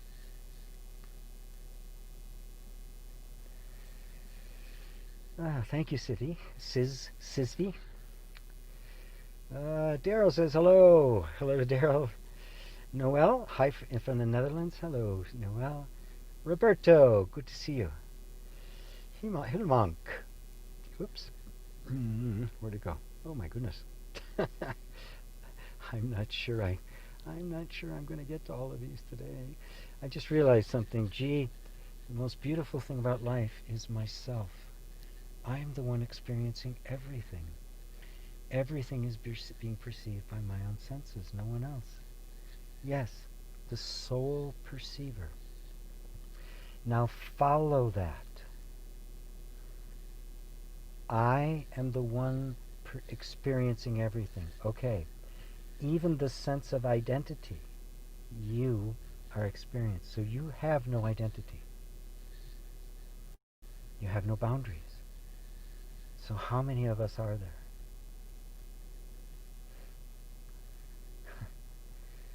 This is where the question, who am I, this ultimate perceiver of everything, is there another perceiver somewhere?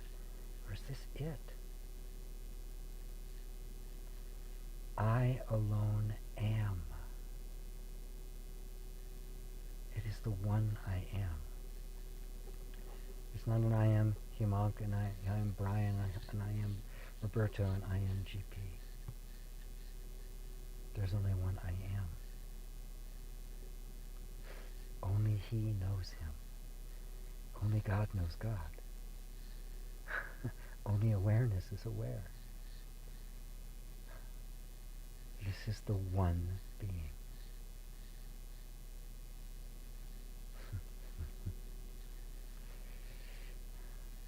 Oh, take that deep into your heart, Himank.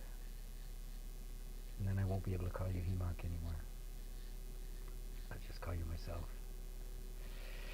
Brian, as always, I needed every bit of this today. Why can't I remember this more than I do? I tend to need to talk myself back to this flow. It's okay. So do it. If we have to do it, that's what you do. Right? And, that's why I keep showing up here all the time, to help you talk yourself back into it. Right? And yes, we do. You will until you won't anymore. So why can't I remember this more than I do? Look really closely at that. That's just a belief, isn't it? It's just a thought. I can't remember this, right? Mooji makes a beautiful, powerful statement. He says, I am.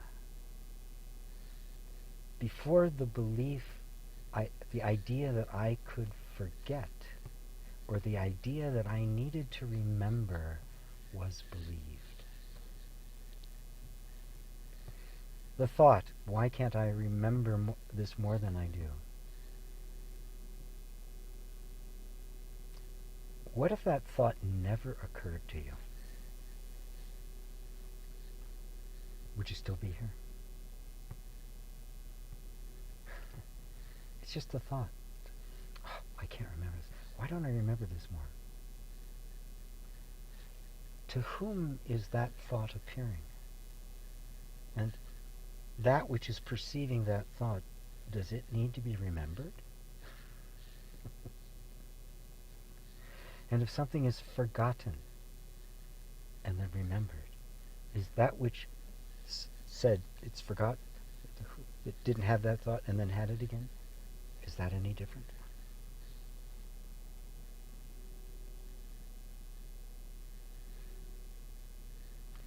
Who are you talking back into the flow? The imaginary idea that you could ever be out of it, that you could be anything other than that.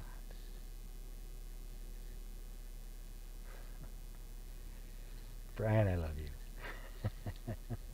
You're so great. Sue, hello Sue. Hi GP, she says. Sisby says, hi GP from New Jersey. Can we get out of genes and up-to-date conditioning and have free will by awakening to field? If so, how? Well, you were never in the genes. Consciousness produced genes, not the other way around. So you only believe that you're restricted by your genes.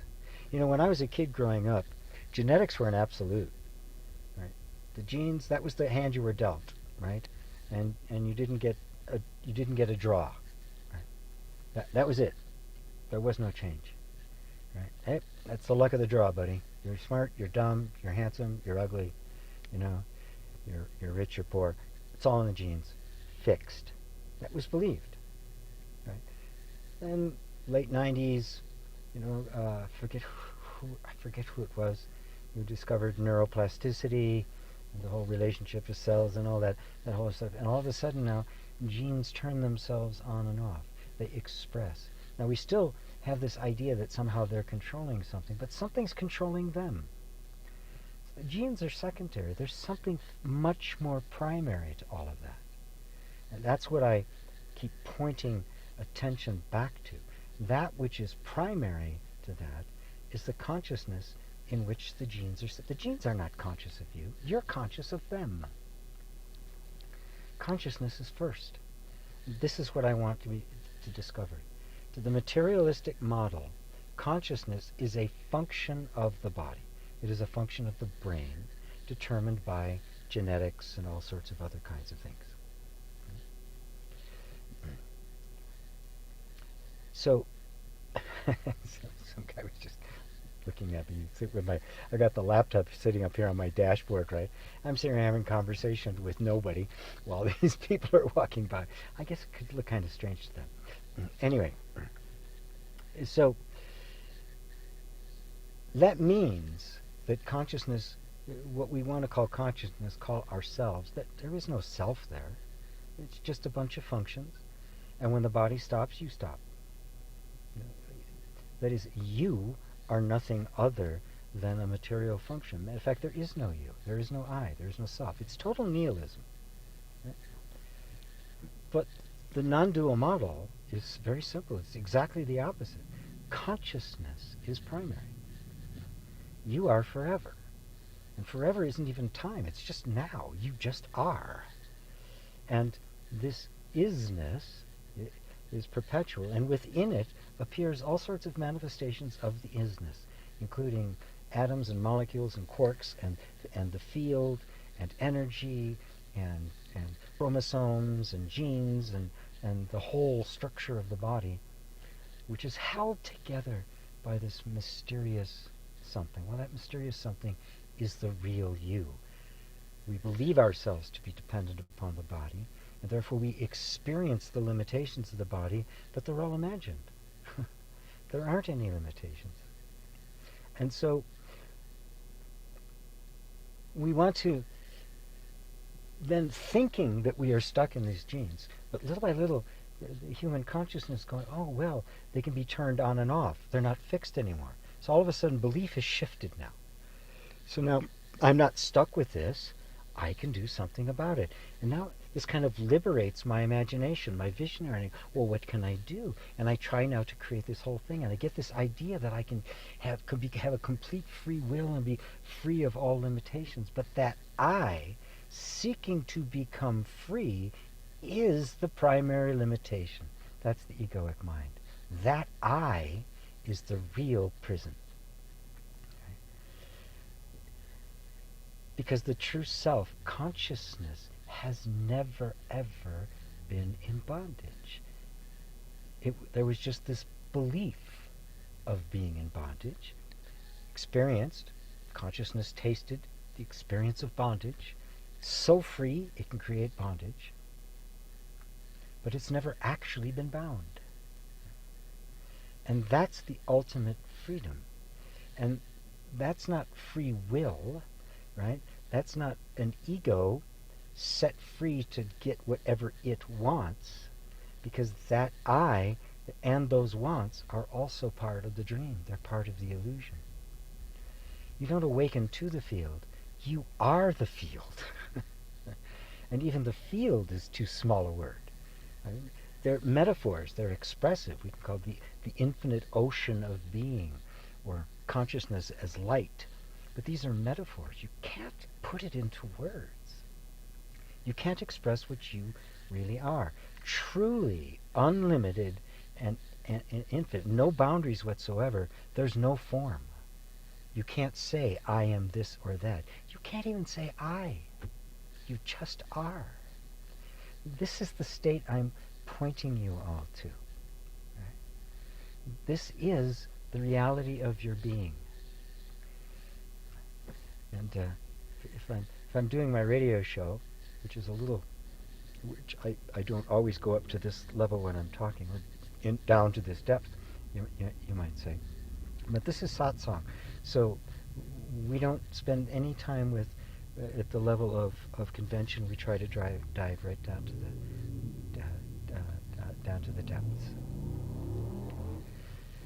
So, Sunil, why is the sound so quiet? I can barely hear it. Let's see. Check my audio here really quick. It is kind of soft, isn't it? Does it get better if I do that? Yeah. Well, I can't do that. I can't hold the thing up to like that. So, is anybody else having a hard time? I can't control it. At least I don't think I can. Let me see if I can actually do something with it. Give me a second here. Mike. Actually, I can. How's that? I guess that's better for everybody, isn't it? Oops. Don't want the green screen. Yep. Yes, I guess I could control it. That should be better for you, Sunil. Hemunk, I think I just had my awakening. Thank you. Everything feels so unique, so real. So it's always been there, but I never looked at it. Thank you. Wow. Beautiful. Yes. Yeah. Now just take it in. Just let this settle in.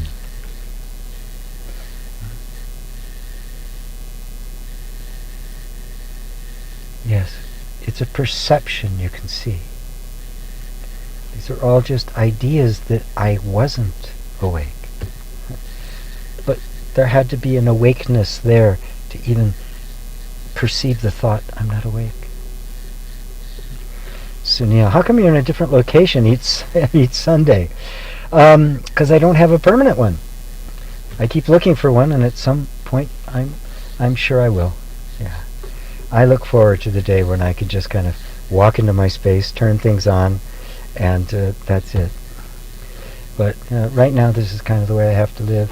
I can't stay where I am because where I actually live, because the internet is so bad and so unreliable that I can't get through a whole satsang.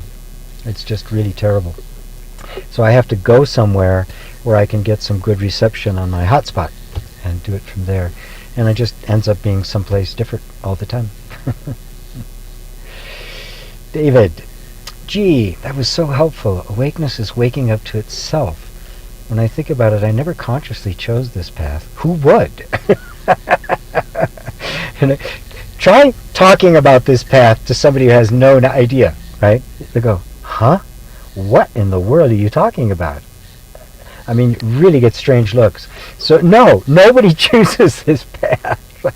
In fact, years ago, I would have scoffed at it. Something is happening through us. Yes.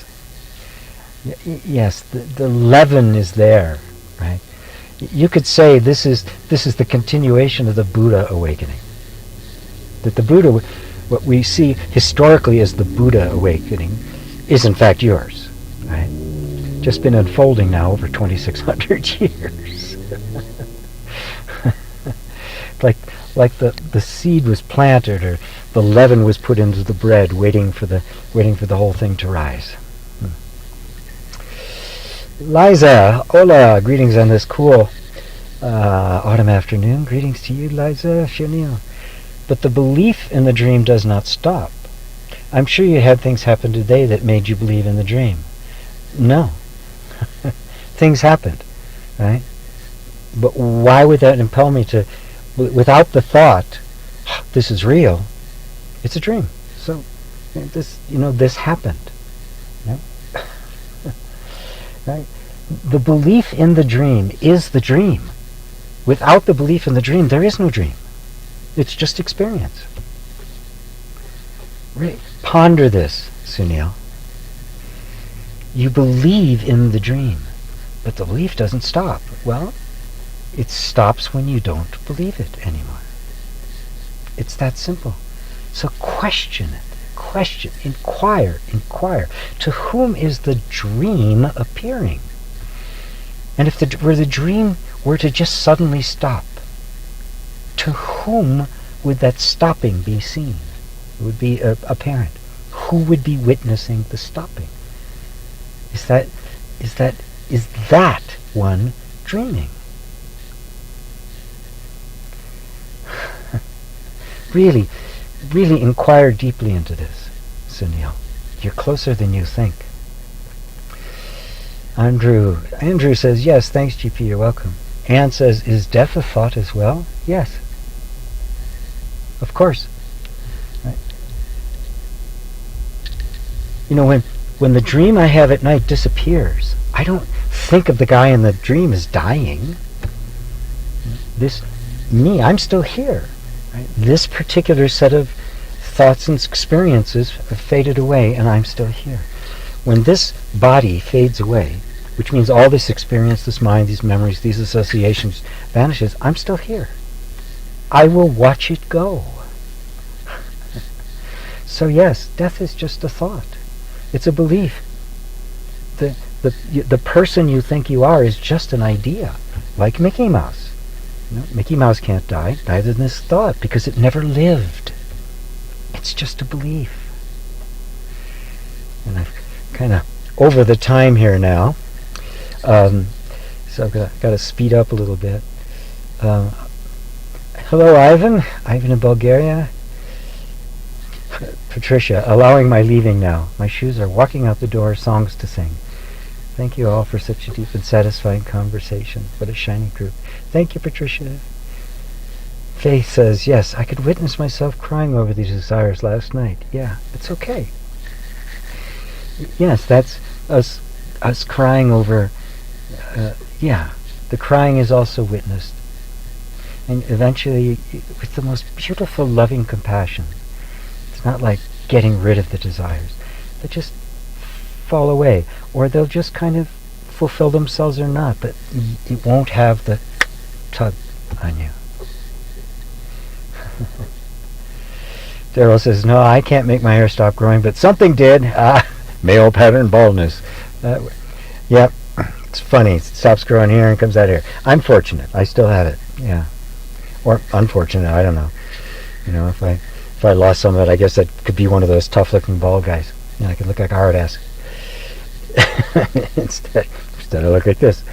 Gee, sometimes I feel like I need to separate myself from everyday activities to turn attention to myself, because there's always something begging for my attention externally. Would these vasanas strengthen as long as I keep giving them energy? Well, as long as you keep thinking they're strong. They're not. They're just thoughts. They're thoughts that are deeply ingrained and just keep arising. Sometimes I feel like I need to separate myself from the everyday activities to turn attention to myself. It's not true. You don't have to. Nisargadatta didn't. Right? One of the greatest sages of all time. He did not do that. As a matter of fact, he says you don't have to. You don't have to try to do it all the time. You don't even have to remember to do it. Don't let anything tell you that there's something that can stand in the way of you in self-realization. That's just a thought. No, nothing can. He said all he did was give it every bit of time he had. So sometimes he'd sit and just put his attention on the sense of I am for a couple hours. Other times it would be just a couple of minutes. He was a householder. He had 4 children, and his wife had died, right? And he had to take care of stuff. And actually, he still had a wife at that time. He was still, before his awakening. It was later on that his wife died, and he took care of business. He took care of all of that, and every spare moment he had, he just devoted it to that. Not to watching TV or some show on Netflix or something like that. He just devoted it to that because it just completely absorbed him. He wanted to. It wasn't even a discipline. It's what he wanted. So the vasanas are simply, don't think of them as this powerful thing. Just think of them of stuff coming up, and don't give it any more attention than that, and let it just, as long as it doesn't grab your attention, it's not being fed. And grabbing your attention doesn't mean you fall for it. It means you resist it too. Oh, there's the vasana again. Oh, God. You are that which is witnessing it. Always. Stay there. Brian says, Lisa, you're a hoot. You're an amazing counterpart to G. I appreciate you so very much. Beautiful. Faith, oh boy. Oh, David and Elaine, thanks to you, Lisa, for facilitating GP being on the air, enjoying your interaction with GP and your on-air enthusiasm. Yeah, her enthusiasm is great. Yeah. Faith, there it is. I could see the fluctuations. I would see it clearly, witness these desires arise, and time to time drama would drift me. Yeah, that's all. But you're seeing, I'm being drifted. But, maybe you fall for it for a minute, and then you see, being drifted. It's gone. Faith, this is great. Rosario, thank you, GP, for your love. I feel that satsang is getting deeper and deeper. Yes, because you're getting deeper and deeper, Rosario. I can only go as far as you guys will let me. Andrew says, thank you, GP. Andrew, are mandalas useful in self-realization? I just lost this. Where'd you go? Well, okay, in this path, I'm not going to say absolutely about this or that, because I'm not going to define what somebody's path is, because I've had a circuitous route, right? Mandalas are not useful in this path, in the direct inquiry of Vedanta, Advaita Vedanta. They're not part of it. Nothing is a part of it. The only thing to put attention on is the sense I am. That's the only thing. There's no extra tools, there's no extra trappings, there's no extra there's no technique, right? There's no teaching.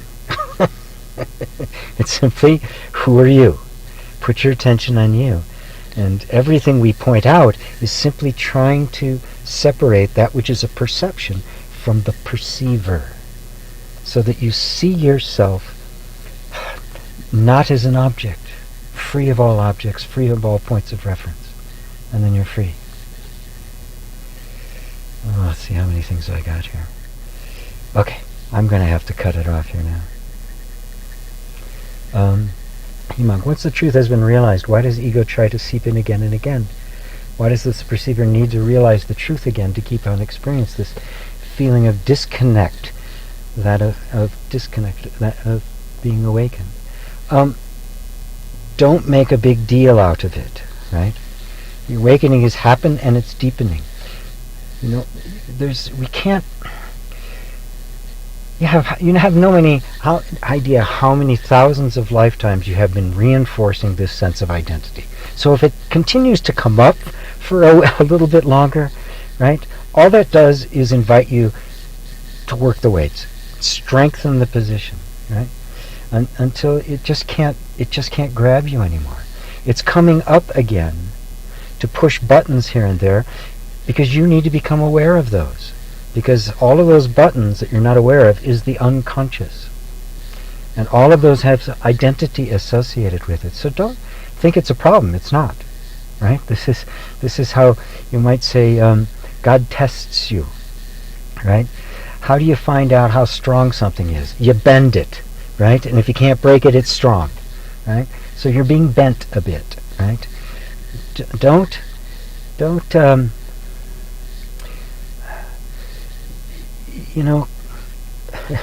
Christ had his crucifixion. You're having yours.